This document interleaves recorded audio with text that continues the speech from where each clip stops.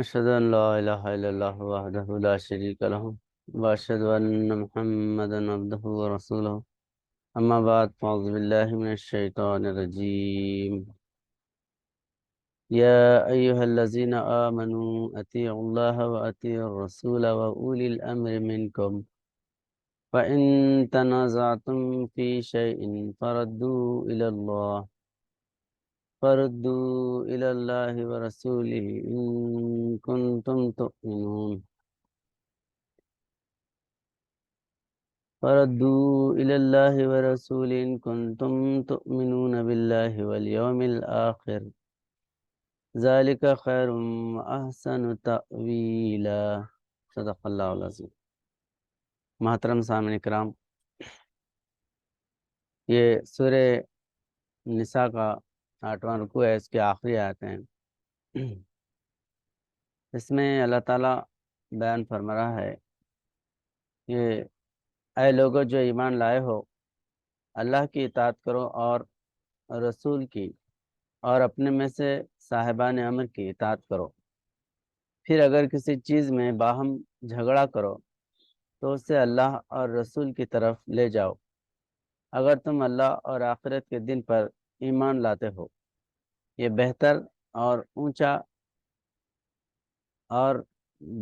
اور انجام کار اچھا ہے، یعنی یہ بہتر کام ہے کہ جو مسئلہ پیچیدہ ہو اس کو اللہ اس کے رسول کی طرف لوٹاؤ۔ تو یہاں پر اللہ تعالیٰ فرما رہے کہ یا ایھا الذین آمنوا اطیعوا اللہ و اطیعوا الرسول، یعنی تم اللہ کی اطاعت کرو اور اللہ کے رسول کی اطاعت کرو۔ یہ حضور نبی اکرم صلی اللہ علیہ وسلم کی اطاعت کرنے کا، کیونکہ اطاعت اللہ کی اور اللہ کے رسول کی ہے۔ اسلام تمام انسانوں کو عروج پر پہنچانے کے لیے اور اس کے لیے لازم ہے کہ توحید اور رسالت کو بنیادی طور پر مانا جائے، کیونکہ دنیا میں الگ الگ قوانین اور الگ الگ فلسفے انسانوں کو جدا جدا راستے بتانے والے ہیں۔ تو سارے انسان جب ایک ہیں اور سب نسل انسانی برابر ہے تو ان کے لیے راستہ بھی ایک ہونا چاہیے۔ حضور نبی اکرم صلی اللہ علیہ وسلم سے پہلے الگ الگ شریعتیں انبیاء علیہ السلام کے تھے، ہر نبی کی الگ الگ شریعت تھی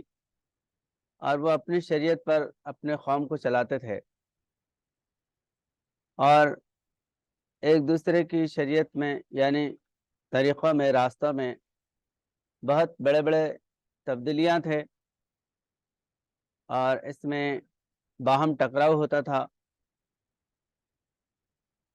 لیکن حضور نبی اکرم صلی اللہ علیہ وسلم کے جلوہ افروز ہونے کے بعد اللہ تعالیٰ ساری کائنات کے لیے ایک ہی اصول قائم کیا اور ایک دستور حیات بنایا قرآن پاک کی صورت میں۔ قرآن تمام کائنات کے لیے، سارے انسانوں کے لیے کافی اور وافی ہے۔ حضور نبی اکرم صلی اللہ علیہ وسلم کی رسالت تمام انسانوں کے لیے کافی ہے۔ اللہ تعالیٰ بیان فرماتا ہے قرآن کریم میں وَمَا أَرْسَلْنَاكَ إِلَّا كَافَةً لِلنَّاسِ بَشِيرًا وَنَذِيرًا، آپ کو ہم نے بھیجا ہے تمام انسانوں کے لیے کافی، بشیر اور نذیر بنا کر، یعنی بشارت دینے والے اور ڈرانے والے بنا کر۔ تو حضور نبی کریم صلی اللہ علیہ وسلم ساری کائنات کے لیے رحمت للعالمین، کافۃ للناس، اور قل یا ایھا الناس انی رسول اللہ علیکم جمیعا، تمام انسانوں کے لیے آپ رسول بن کر آنا۔ یہ توحید کا مرکز ہے۔ اللہ تعالیٰ وحدہ لا شریک ہے، روز ازل سے ہے، لیکن لوگ الگ الگ شریعتوں میں بٹے ہوئے تھے، جس کی وجہ سے کسی کے پاس جلالی قانون تھا یعنی سخت قانون تھا، اور کسی کے پاس جمالی قانون جیسا موسیٰ علیہ السلام کا جو قانون ہے وہ زیادہ سخت ہے، اور عیسیٰ علیہ السلام کا جو قانون ہے وہ رحم و کرم عفو درگزر پر زیادہ مبنی ہے۔ تو ایک دوسرے سے بالکل برعکس ہے، اور اسی طرح الگ الگ قوموں کے الگ الگ قوانین تھے۔ تو سارے انسانوں کو جوڑنے کے لیے ایک جامع، جمیع اور کامل راستہ اور کامل دین ہونا تھا، اس لیے اللہ تعالیٰ اسلام کو کامل دین بنا کے نازل فرمایا۔ اللہ تعالیٰ قرآن کریم میں فرماتا ہے سورہ مائدہ میں، الیوم اکملت لکم دینکم واتممت علیکم نعمتی ورضیت لکم الاسلام دینا، کہ ہم نے اسلام کو مکمل یعنی تکمیل کیا، اور اس دین سے اللہ تعالیٰ راضی ہوا، کیونکہ یہ دین تمام ادیان عالم کا جامع ہے، سارے دین اس میں شامل ہے۔ جس طرح سمندر میں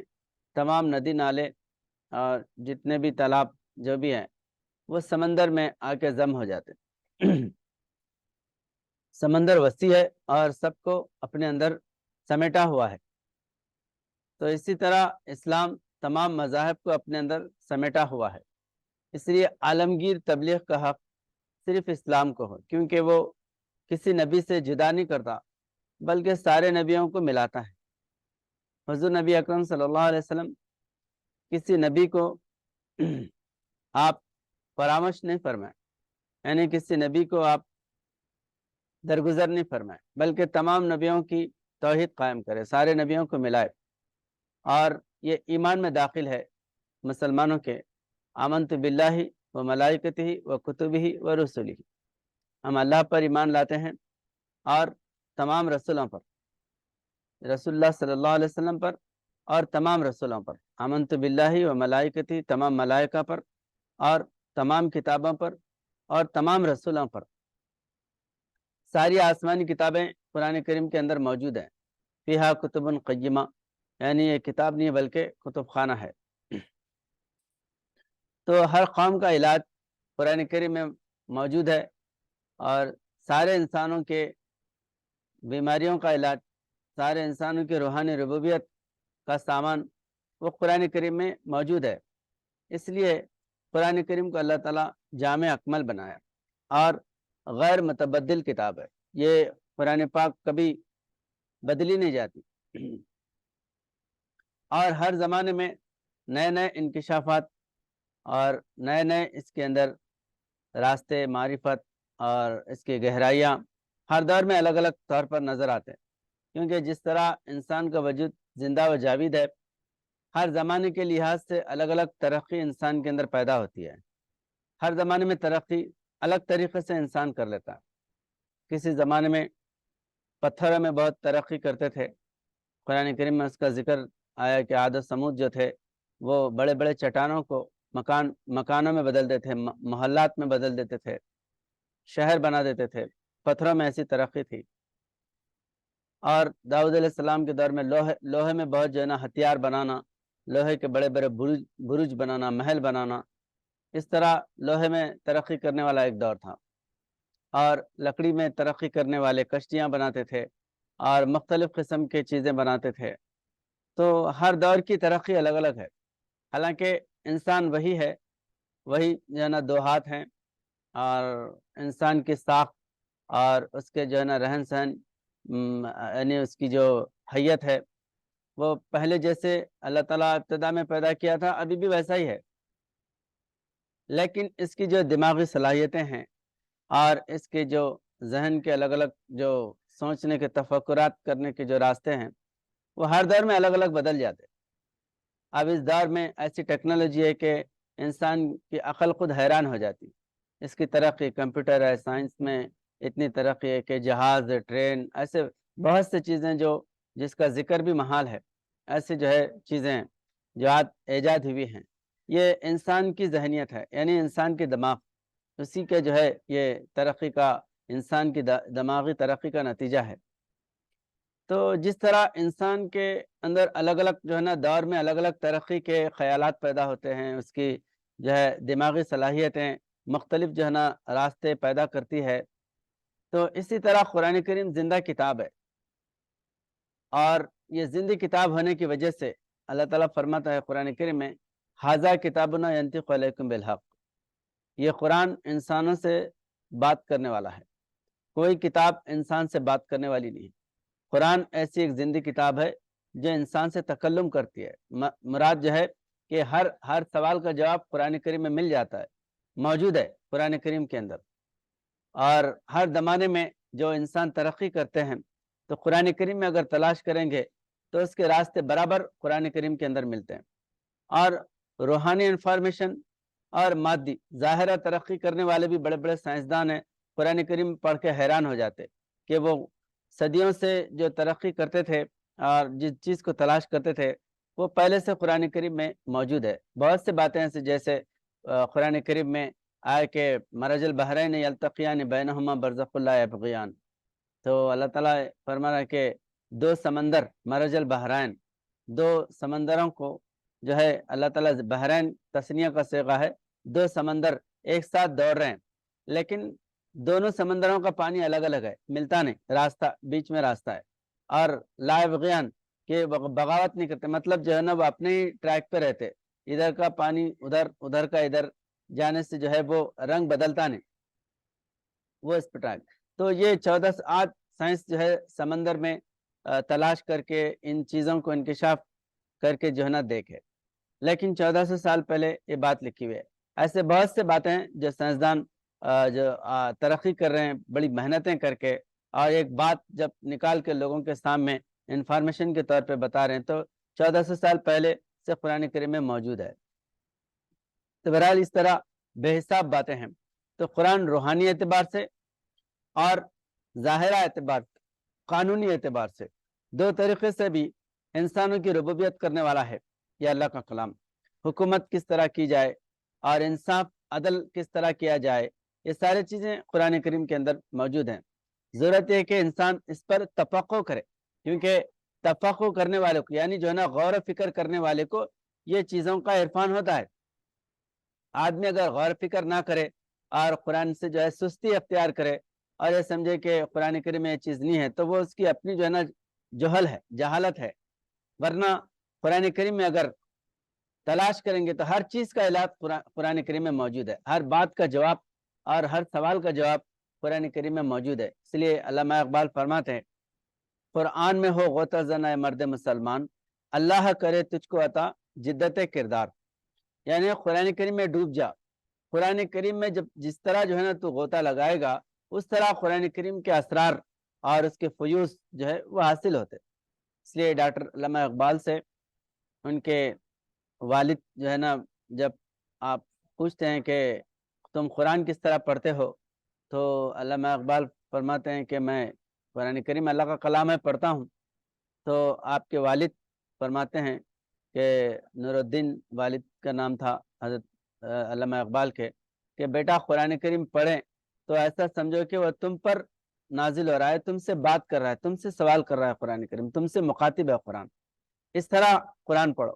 تو آپ فرماتے ہیں کہ اس کے بعد یہ ایک جملے نے میری زندگی بدل دی۔ تو قرآن کریم میں خود کو تلاش کرنا اور جو ہے غور و فکر کرنا، تو قرآن کریم بہت سے جو ہے عرفان کے دروازے کھول دیتا ہے۔ اور اس کے بعد علامہ اقبال سے جب ایسے اشعار اور ایسے فلسفے آپ قرآن کریم کے بیان فرمائے اپنے اشعار میں، اردو دنیا میں انقلاب پیدا ہوا۔ بڑے بڑے علماء علامہ اقبال کے اشعار کو بیان کرنا بہت بڑی سعادت مندی ہے، بلکہ اپنے مضمون کو وسیع کرنے کے لیے علامہ اقبال کے اشعار پڑھتے ہیں۔ تو پوچھے کہ اتنا جو ہے گہرا فلسفہ اور اتنے گہرے باتیں جو اشعار میں آپ بیان کرتے ہیں، تو کہاں سے آپ یہ استفادہ حاصل کرتے ہیں؟ کون سی لائبریری میں بیٹھ کے یہ سارے چیزیں آپ جو ہے نا تلاش کرتے ہیں؟ تو ڈاکٹر علامہ اقبال فرماتے ہیں کہ میری لائبریری قرآن ہے، یعنی وہ قرآن کریم کو دکھا کے بتاتے ہیں کہ میں جو بھی گہرائی یا علم، معرفت اور جو بھی علم جو ہے نا میں حاصل کیا وہ قرآن کریم سے حاصل کیا۔ تو قرآن کریم کے اندر اتنی گہرائی ہے کہ ہر چیز کا جواب اور ہر چیز کا علاج قرآن میں موجود ہے۔ اسی لیے اللہ تعالیٰ فرماتا ہے قرآن کریم میں وَنُنَزِّلُ مِنَ الْقُرْآنِ مَا هُوَ شِفَاءٌ وَرَحْمَةٌ لِلْمُؤْمِنِينَ کہ اللہ تعالیٰ قرآن کریم کو مومنوں کے لیے رحمت اور جو ہے شفا بنا کے نازل کیا ہے، اس کے اندر رحمت ہے۔ تو بہرحال قرآن کریم جو ہے ساری دنیا کے لیے ایک لاہ عمل ہے اور راستہ ہے اللہ تک پہنچانے کا۔ تو اس لیے اطیع اللہ و اطیع رسول، یعنی سارے انبیاء علیہ السلام کے راستے اسلام میں اللہ تعالیٰ مکمل کر دیا، اسلام میں آ کے ختم ہو گئے، کیونکہ ہر نبی کی آخری جو منزل ہے وہ اسلام ہے، اور تمام انبیاء علیہ السلام جو بشارت دیے ہیں وہ اسلام کی بشارت، یعنی حضرت محمد مصطفیٰ احمد مجتبیٰ صلی اللہ علیہ وسلم کی بشارت دیے کہ ہمارے بعد آخری نبی امام الانبیاء قائد المرسلین آئیں گے، وہ ہم سب کے امام رہیں گے۔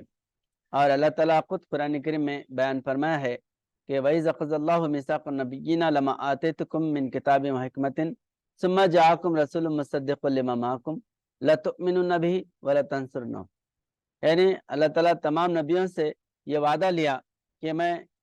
تمہارے بعد ایک آخری نبی اور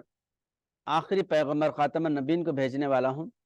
اور وہ آنے کے بعد تم ضرور ان پر ایمان لانا ہوگا اور ضرور ان کی مدد کرنی ہوگی۔ تو اسی بنا پر تمام انبیاء علیہ السلام کی مقدس کتابوں میں حضور نبی اکرم صلی اللہ علیہ وسلم کا ذکر مبارک ہے کہ انجیل میں عیسیٰ علیہ السلام فرماتے ہیں کہ میرا جانا بہت ضروری ہے، جب تک کہ میں نہ جاؤں گا وہ روح حق یعنی احمد مجتبیٰ محمد مصطفیٰ صلی اللہ علیہ وسلم جو کامل روح، اللہ کی روح جو ہے نا روحانی طاقت بن کر دنیا میں آنے والے تھے، تو اس کا ذکر عیسیٰ علیہ السلام اپنے انجیل میں بیان فرمائیں۔ اسی طرح موسیٰ علیہ السلام بھی جو ہے تورات میں کہ اللہ تعالیٰ موسیٰ علیہ السلام سے فرماتا ہے کہ میں تیرے بعد ایک ایسے نبی کو برپا کروں گا جو اپنی طرف سے کچھ نہیں کہے گا، وہی کہے گا جو اللہ نے کہا، ما ينطق عن الهوى ان هو الا وحی یوحی۔ اور اسی طرح ہندوستان کی مقدس کتابوں میں بھی حضور نبی کریم صلی اللہ علیہ وسلم کا ذکر مبارک موجود ہے، ویدوں میں، شاستروں میں، پرانوں میں، اور جو ہے یہاں کے اپنشدوں میں حضور نبی کریم صلی اللہ علیہ وسلم کے متعلق بہت سے واقعات لکھے ہوئے ہیں، اور بھوشیہ پران میں آپ کا نام مبارک محمد لکھا ہوا ہے۔ یتسمننترے ملے چاچرن سمنوتاہ محمد اتکھیاتہ شششاق سمنوتاہ، یہ بھوشیہ پران پرسگا 3 کھانڈ 3 شلوک نمبر 5 میں ہے۔ اور اسی طرح ویدوں میں لکھا ہوا ہے کہ حضور نبی کریم صلی اللہ علیہ وسلم نراشنس بن کے آئیں گے، ادم جنا اپشرت نراشنس ست وشیت ششٹم سہسر نویت چکرم آروشم شدھم ہے، تو یہ اتھرن وید کے اندر آیا۔ تو اسی طرح اتھرن وید میں، سام وید میں، یجروید میں، رگ وید میں، تمام ویدوں میں حضور نبی کریم صلی اللہ علیہ وسلم کا نام مبارک، آپ کا تذکرہ، آپ کے صحابہ کا اور قرآن کریم کا ذکر مبارک یعنی ویدوں میں، پرانوں میں آیا ہے۔ تو اسی لیے کہ اللہ تعالیٰ تمام انبیاء علیہ السلام سے یہ وعدہ لیا تھا کہ تمہارے بعد نبی آخر زمان آنے والے ہیں، تو ہر نبی حضور نبی کریم صلی اللہ علیہ وسلم کی بشارت اور آپ کی پیشن گوئی کرے۔ تو ہندوستان کے بھی مقدس کتابوں میں حضور نبی کریم صلی اللہ علیہ وسلم کے ہر مشہور واقعے کا تذکرہ ہے، آپ کے معراج کا، یعنی حضور نبی کریم صلی اللہ علیہ وسلم جو واقعہ معراج ہوا آپ کے ساتھ، اس کا ذکر یہاں کی کتابوں میں ہے کہ آپ کامدھین جس کو جو ہے براق کہتے ہیں، اس کا پورا نقشہ موجود ہے، دا ہندو پیپر نکلتا ہے آج بھی مدراس سے، تو اس کے سر ورق پہ یہ کامدھین اترا ہوا ہوتا ہے۔ تو یہاں کے کتابوں میں اس کا ذکر ہے، اور اس کے متعلق کل کی پران ایک جو ہے حضور نبی کریم صلی اللہ علیہ وسلم کو کل کے اوتار کہا گیا ہے، اس کے نام سے ایک پران ہی ہے کل کی پران، اس میں حضور نبی کریم صلی اللہ علیہ وسلم کے بشارتیں آپ کے متعلق لکھے ہوئے ہیں کہ حضور نبی کریم صلی اللہ علیہ وسلم مکے میں آئیں گے، اور پیر کے دن آپ کی ولادت ہوگی، شکلا پکش یعنی چاندنی تاریخوں میں شکلا پکش اور کرشنا پکش، کرشنا پکش جو ہے نا وہ اماواس کی تاریخیں ہوتے ہیں، اور شکلا پکش جو ہے وہ پونم کی تاریخیں ہوتے ہیں، 1 تاریخ سے لے کے 14-15 تاریخ تک یہ پونم، اس کی شکلا پکش، اور 15-16 تاریخ سے لے کے 30 تاریخ تک یہ کرشنا پکش کہا جاتا ہے۔ تو حضور نبی کریم صلی اللہ علیہ وسلم کی جو ولادت ہوگی وہ دوادشیام شکلا پکش سے مادھو ماسی مادھوم کہا گیا۔ کہ شکل پکش رہے گا، یعنی چاندنی تاریخ، یعنی حضور صلی اللہ علیہ وسلم کی جو ولادت ہوئی ہے وہ 12 تاریخ، 9 تاریخ بھی ہے اور مختلف تاریخیں، لیکن 15 سے آگے نہیں ہیں، بلکہ 12 تاریخ کے اندر کے تاریخیں ہیں جتنے بھی حضور صلی اللہ علیہ وسلم کی ولادت کے۔ تو یہاں کی جو کل کے پران میں بتایا گیا کہ دوادشم شکلا پکش سے مادھو ماسی مادھوم، کہ مادھو ماس یعنی خوشگوار مہینہ، بہت جو ہے خوشی کا مہینہ ہوگا، اسی کو عربی میں ربیع الاول کہتے ہیں۔ ربیع کے معنی خوشی کے بہار کے ہیں، ربیع الاول یعنی پہلی بہار۔ تو حضور نبی کریم صلی اللہ علیہ وسلم بہار کے مہینے میں، ربیع الاول کے مہینے میں آپ کی ولادت ہونا، یہاں کے ویدوں کے اور پرانوں کے اندر جیسے کل کی پران میں تذکرہ ہے، اور کامدھین جس کو براق کہتے ہیں، وہ براق کا پورا نقشہ یہاں پر کتابوں میں اس کا ذکر ہے۔ اور اجنتا ایلورا جو اورنگ آباد کے پاس ہے، ایلورا غار میں، غار نمبر رنگ محل جو ہے غار نمبر 16 میں، یہ حضور نبی کریم صلی اللہ علیہ وسلم کی سواری کا پورا نقشہ وہاں پر پتھر میں کندہ ہوا ہے، تراشا ہوا ہے نقشہ جو براق کا۔ یہ کل کی اوتار یعنی آخری پیغمبر حضور نبی کریم صلی اللہ علیہ وسلم جو بت پرستی کا خاتمہ کرنے والے ہیں، کلی کا ناش کرنے والے ہیں، وہ آئیں گے۔ تو آپ کے متعلق جو ہے یہ نقشے تک یہاں پر دیواروں پر اتارے گئے، یعنی آپ کے جو براق کی جو نا سواری کا نقشہ اتارا گیا۔ تو اس طرح حضور نبی کریم صلی اللہ علیہ وسلم کا ذکر دنیا کی ہر مقدس کتاب میں موجود ہے۔ تو یہ جو راستہ ہے اسلام کا، یہ سارے انسانوں کے لیے کامل اور اکمل اور جو ہے نا یہ آخری راستہ ہے۔ اس وجہ سے یہاں پر اللہ تعالیٰ بیان فرمانے کے یا ایھا الذین آمنوا اطیعوا اللہ و اطیعوا الرسول، یعنی تم اللہ کی اطاعت کرو اور اللہ کے رسول کی۔ تو حضور نبی کریم صلی اللہ علیہ وسلم کی اطاعت در حقیقت اللہ کی اطاعت ہے۔ ومن یطع اللہ ومن یطع الرسول فقد اطاع اللہ، قرآن کریم میں آتا ہے کہ ومن یطع الرسول فقد اطاع اللہ، جس نے رسول اللہ صلی اللہ علیہ وسلم کی اطاعت کی گویا کہ اس نے اللہ کی اطاعت کی۔ تو حضور نبی کریم صلی اللہ علیہ وسلم کی زندگی وہ جو ہے اللہ کو پانے کا اور اللہ کے دین پر چلنے کا کھلا راستہ ہے، کھلا ہوا نشان ہے۔ تو اس لیے حضور نبی کریم صلی اللہ علیہ وسلم کا دین اللہ کا دین ہے، دین ہو دین اللہ، قبلتہ بیت اللہ، آپ کا جو قبلہ ہے وہ اللہ کا گھر ہے، اور آپ کا جو دین ہے وہ اللہ کا دین ہے۔ تو اس لیے حضور نبی کریم صلی اللہ علیہ وسلم کی اطاعت لازم ہے۔ اس لیے لا الہ الا اللہ کے ساتھ محمد رسول اللہ، یہ کلمہ توحید ہے۔ توحید جو ہے لوگ یہ سمجھتے ہیں توحید صرف اللہ کے لیے توحید ہے، اللہ اس کے رسول کو ملا کر یہاں پر کلمہ توحید بتایا گیا ہے۔ لا الہ الا اللہ محمد رسول اللہ، یعنی تم لا الہ الا اللہ کو پا ہی نہیں سکتے جب تک کہ محمد رسول اللہ کا دامن نہ تھامے۔ محمد رسول اللہ صلی اللہ علیہ وسلم کا نمونہ ہی اللہ تک پہنچا سکتا ہے۔ خود اللہ تعالیٰ قرآن کریم میں فرمائے قل ان کنتم تحبون اللہ فاتبعونی، یعنی کہہ دو میرے حبیب صلی اللہ علیہ وسلم تمام دنیا کے انسانوں سے، اگر کوئی اللہ سے محبت کرنے کا دعویٰ کرتا ہے تو وہ میری اتباع کرے۔ تو حضور نبی کریم صلی اللہ علیہ وسلم کی اتباع ہی اللہ کی رضا ہے۔ اگر کوئی اپنا بھلا چاہتا ہے اسے چاہے جس کو خدا چاہتا ہے۔ تو حضور نبی کریم صلی اللہ علیہ وسلم کا نمونہ جو ہے وہ ساری دنیا کے لیے ہے۔ پہلے جو حضور نبی کریم صلی اللہ علیہ وسلم سے پہلے جو انبیاء علیہ السلام آئے تھے، ان کا نمونہ ساری دنیا کے لیے نہیں تھا، ایک قوم کے لیے۔ اللہ تعالیٰ قرآن کریم میں وَلِكُلِّ قَوْمٍ ہاد، ہر ایک جو ہے قوم کے لیے ایک ہادی کو اللہ تعالیٰ بھیجا ہے۔ عیسیٰ علیہ السلام کو بنی اسرائیل کے لیے، اور جو ہے دوسرے قوموں کے لیے وہ نبی بن کے نہیں، ہندوستان کے جیسے یہاں پر ہندو ہیں یا اور دوسرے عرب ہیں، ان کے لیے عیسیٰ علیہ السلام کی نبوت، موسیٰ علیہ السلام کی نبوت چلنے والی نہیں ہے، اور نہ ان کی کتاب چلنے والی ہے۔ تو یہ مختص بالقوم اور مختص بالعلاقہ یعنی ایک ملک تھی، لیکن عالمگیر نبوت وہ حضور نبی کریم صلی اللہ علیہ وسلم کی ہے۔ جس طرح اللہ تمام کائنات عالم کا خدا ہے، اور ساری اللہ نور السماوات والارض، اس کا نور تمام زمین اور آسمان میں بھرا ہوا ہے، یعنی پوری کائنات کا خالق اور مالک اللہ وحدہ لا شریک ہے۔ تو اسی طرح تمام کائنات کے لیے ایک نبی کو اللہ تعالیٰ کھڑا کیا، یہ حقیقی معنوں میں توحید ہے۔ اور یہاں تک کہ حضور نبی اکرم صلی اللہ علیہ وسلم فرماتے ہیں کہ اگر کوئی نبی اس وقت آ جائے تو اس کو میری اطاعت کے بغیر کوئی نجات نہیں۔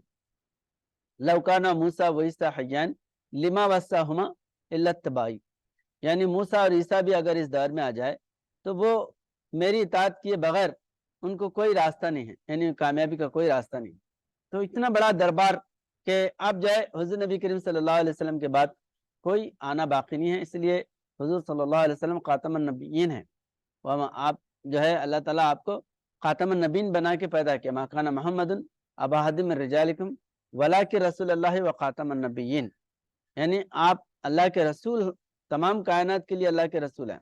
और खातमुन नबीन हैं। तो खातमुन नबीन के बाद कोई नबी आने वाला नहीं है, क्योंकि सारी दुनिया के लिए एक नबी को अल्लाह ताला खड़ा किया और आपकी किताब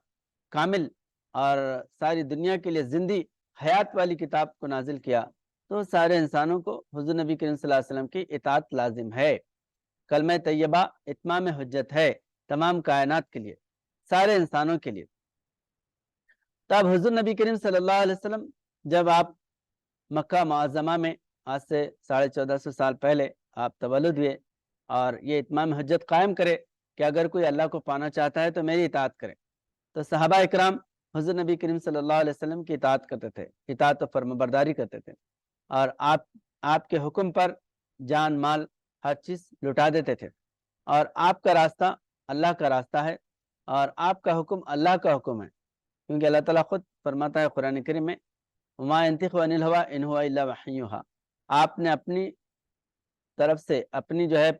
हवा से, यानी अपनी ख्वाहिश से कोई बात नहीं फरमाए, जो कुछ आपका फरमान है वो अल्लाह का फरमान है। हर आपकी हर हरकत वो जो है अल्लाह के मर्जी पर और अल्लाह के इशारे पर है, अल्लाह का हुक्म है आपकी इताअत और फरमाबरदारी करना। तो उसके बाद हुज़ूर नबी करीम, अब ये सवाल पैदा होता है कि हुज़ूर नबी करीम सल्लल्लाहु अलैहि वसल्लम की गैर मौजूदगी में बज़ाहिरा तौर पे कि आपकी जो है ना इताअत किस तरह की जाए, जिस तरह अल्लाह ताला गैब में है तो हुज़ूर नबी करीम सल्लल्लाहु अलैहि वसल्लम आप ज़ाहिर में हैं, और अल्लाह के जो अखलाक हैं और अल्लाह का जो फरमान है, अल्लाह का जो इरादा है वो आपसे ज़ाहिर होता था। आप बयान फरमाते थे या आप लोगों को हुक्म करते थे, अतीउल्लाह व अतीउर रसूल। तो जब हुज़ूर नबी करीम सल्लल्लाहु अलैहि वसल्लम पर्दा फरमाए, उसके बाद अल्लाह के अहकाम को दिखाने वाला और अल्लाह के रास्ते को बताने वाला और अल्लाह के फरमान को लोगों के सामने समझाने वाला वो जो है वो कौन है? तो इसीलिए अल्लाह ताला, क्योंकि अब दूसरे कोई नबी आने वाले नहीं है, तमाम अंबिया अलैहिस्सलाम आने के बाद हुज़ूर नबी करीम सल्लल्लाहु अलैहि वसल्लम खातमुन नबीन बनकर आए। और क्योंकि हर नबी कौम की हिदायत देने की, जब कौम गुमराह हो जाती थी, लोग जो है गलत रास्तों पर और गलत कार्य में पड़ जाते थे, तो नबी आके सुधारते थे। यानी कि पिछले जो नबी है, जैसे बनी इसराइल में मूसा अलैहिस्सलाम भी है, फिर बाद में ईसा अलैहिस्सलाम भी है, और बहुत से अंबिया अलैहिस्सलाम है, दाऊद अलैहिस्सलाम है, यूसुफ अलैहिस्सलाम है, और जो है हज़रत ज़करिया अलैहिस्सलाम है, यहया अलैहिस्सलाम, ये सब बनी इसराइल के अंबिया हैं, अंबिया बनी इसराइल हैं। तो अब एक नबी जाने के बाद उनकी किताब लेकर जो है लोगों को हिदायत नहीं पहुंचाए, बल्कि दूसरे नबी का इंतजार करे और दूसरे नबी आके उनको हिदायत का सामान करे। तो इस तरह हुजूर नबी अकरम सल्लल्लाहु अलैहि वसल्लम आप दुनिया से जाने के बाद आपके रास्ते को दिखाने के लिए कौन रहेंगे? तो अल्लाह ताला ये नहीं फरमाया कि जो है आपके बाद आपके जो है काम को दूसरे नबी आकर, दूसरे पैगंबर आकर चलाएंगे, बल्कि अल्लाह ताला ये बयान फरमाया कि हुजूर नबी अकरम सल्लल्लाहु अलैहि वसल्लम के बाद उलिल अम्र, यानी जो है आपके नक्शे कदम पर चलने वाले, वो कौन है? वो जो है खुलफाए राशिदीन, सबसे पहले सहाबा इकराम हैं, हज़रत अबू बकर सिद्दीक़ रज़ी अल्लाह ताला अन्हु, हज़रत उमर फारूक रज़ी अल्लाह ताला अन्हु, हज़रत उस्मान गनी रज़ी अल्लाह ताला अन्हु, हज़रत अली करमल्लाहु वजहू। इस तरह जो है सहाबा इकराम हुज़ूर नबी अकरम सल्लल्लाहु अलैहि वसल्लम के इस पैगाम को लेकर और कुरान करीम को समझाए। और ये सबसे बड़ा मुसलमानों पर फजल करीम, अल्लाह ताला का जो है ना फजल कबीर है, सबसे बड़ा फजल है कि अल्लाह ताला दूसरे नबियों का मोहताज नहीं रखा मुसलमानों को, बल्कि मुसलमानों में ही ऐसे रूहानी वजूदों को अल्लाह ताला खड़ा किया कि जिससे जो है सारी दुनिया हिदायत की तरफ आ सकती है। ये सबसे बड़ा फ़ायदा है। इसीलिए हुज़ूर नबी करीम सल्लल्लाहु अलैहि वसल्लम की उम्मत में अल्लाह ताला विलायत को जारी रखा। जिस तरह हुज़ूर सल्लल्लाहु अलैहि वसल्लम से पहले नबियों का सिलसिला था, तो हुज़ूर नबी करीम सल्लल्लाहु अलैहि वसल्लम के बाद वलियों के सिलसिले को, विलायत को अल्लाह ताला जारी रखा। इसलिए हुज़ूर नबी करीम सल्लल्लाहु अलैहि वसल्लम की शान में बयान फरमाते हैं कि आपकी जो है आपके नाम लेने वाले, यानी विलायत को जो है अल्लाह ताला जारी रखा। جن کی امت میں ولی پیدا ہوتے ہیں. کسی نبی کی امت میں ولی نہیں پیدا ہوتے, بلکہ حضور نبی کریم صلی اللہ علیہ وسلم کی امت میں ولی پیدا ہوتا ہے, اولیاء اللہ کا سلسلہ. تو جو کار نبوت, جو انبیاء علیہ السلام جو نبیوں جو لوگوں کی ہدایت کا کام کرتے تھے, اب جو ہے وہ حضور نبی کریم صلی اللہ علیہ وسلم کی امت میں اولیاء اللہ کا, کہ ولی جس کی امت میں ہوتے ہیں پیدا, وہ آتے ہیں بن کر خدا کا ارادہ, تو اللہ کا ارادہ بن کے آتے. تو بہرحال یہ جو ہے فیض ہے قرآن کریم کا, کہ ہر جس طرح قرآن زندہ ہے تو زندے روحانی وجودوں کو پیدا کرنے کی طاقت قرآن کریم ہے, اللہ کے کلام میں ہے, اور اسی سے دنیا تا قیامت ہدایت پاتی رہے گی. اور اسی کا اللہ تعالیٰ تذکرہ کیا کہ تم جو ہے اولی الامر کی اطاعت کرو, میرے بعد جو ہے نا اولی الامر کی اطاعت کرو. اور اولی الامر میں جو ہے اگر تنازع ہو وہ بھی اللہ تعالیٰ صاف کر دے, کیونکہ اطاعت اللہ کی اور اللہ کے رسول کی ہے, یہ جو ہے کامل ہے. اللہ کے رسول میں کوئی جو ہے کمی پیشی نہیں ہے, بلکہ علامہ اقبال فرماتے ہیں کہ رخ مصطفیٰ ہے وہ آئینہ, کہ ایسا دوسرا آئینہ نہ ہمارے چشم و نگاہ میں, نہ دکان آئینے ساز میں. اللہ کے پاس بھی حضور نبی کریم صلی اللہ علیہ وسلم سے ہٹ کر دوسرا کوئی کامل نمونہ نہیں ہے دنیا کے لیے. اسی لیے اللہ تعالیٰ قرآن کریم میں فرماتا ہے کہ لقد کان لکم فی رسول اللہ اسوۃ حسنہ, یعنی حضور نبی کریم صلی اللہ علیہ وسلم تمام انسانوں کے لیے مکمل, آپ کی زندگی مکمل نمونہ, کامل نمونہ ہے. تو اللہ کی رضا پانے کے لیے حضور نبی کریم صلی اللہ علیہ وسلم, اور یہ کسی نبی کی شان میں نہیں آیا کہ تمام انسانوں کے لیے کامل نمونہ جو ہے وہ دوسرے کوئی نبی ہو, ابراہیم علیہ السلام یا دوسرے انبیاء علیہ السلام بھی ہیں, تو جزوی اعتبار سے نمونہ ہے, تمام انسانوں کے لیے نمونہ نہیں ہے. ان کی جو ہے نا شریعت آج جو ہے لوگوں کے لیے لازم نہیں ہے, صرف حضور نبی کریم صلی اللہ علیہ وسلم کی. تو اب جو ہے کامل نمونہ حضور نبی کریم صلی اللہ علیہ وسلم کا ہے. تو اولیاء اللہ بزرگان دین جو ہے حضور نبی کریم صلی اللہ علیہ وسلم کے نمونے کو پیش کرنے کے لیے دنیا میں آتے ہیں. اب اگر ان میں کوئی تنازع ہو جائے, کیونکہ لوگوں کے اندر اختلاف پیدا ہوتے ہیں, اختلاف اگر پیدا ہو تو اس کا اللہ تعالیٰ حل یہ بتا رہا ہے کہ اولی الامر منکم فإن تنازعتم, اگر اس میں تنازع ہو, یعنی تمہارے امام میں یا تمہارے جو ہے نا پیشوا میں یا تمہارے قائد میں اگر کوئی کمی پیشی ہے, وہ قرآن کے خلاف کر رہا ہے, اللہ کے رسول کے خلاف کر رہا ہے, تو آپ کو اطاعت اس میں اطاعت کرنا نہیں ہے. اس لیے حضرت ابوبکر صدیق رضی اللہ تعالیٰ عنہ سب سے پہلے جب آپ منصب خلافت پہ جب آپ فائز ہوئے تو آپ فرماتے ہیں کہ میری اطاعت نیک کاموں میں ہے, برائیوں میں نہیں ہے.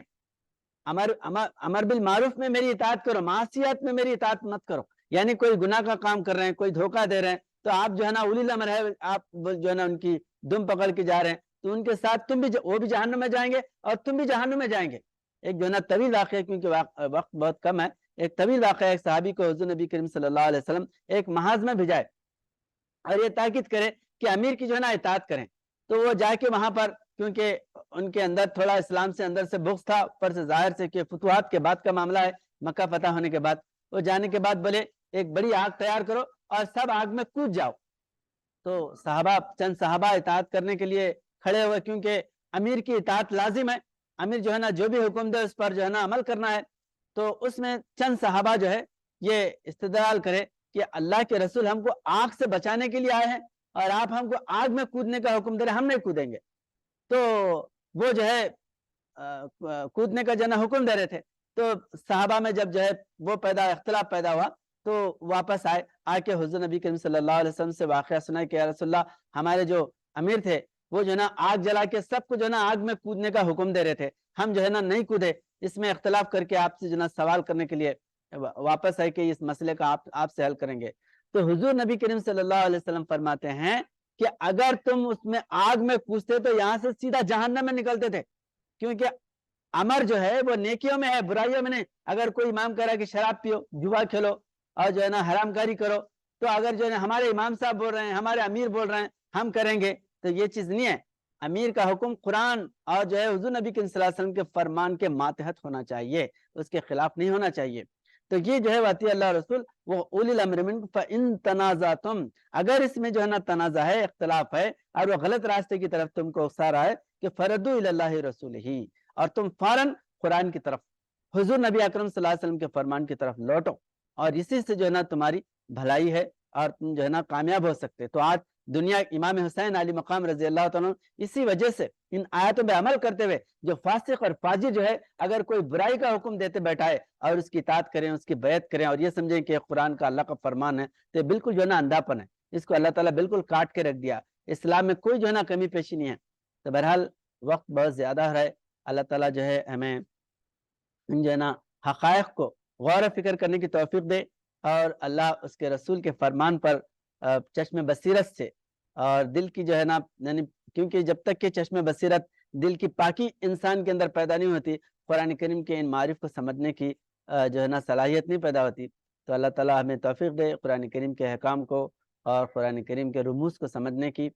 اور اس پر عمل کرنے کی۔ بارک اللہ لنا ولکم فی القرآن العظیم ونفعنا وإياكم بالآيات الذكر الحكيم إنه تعالى جواد كريم ملك بر رؤوف رحيم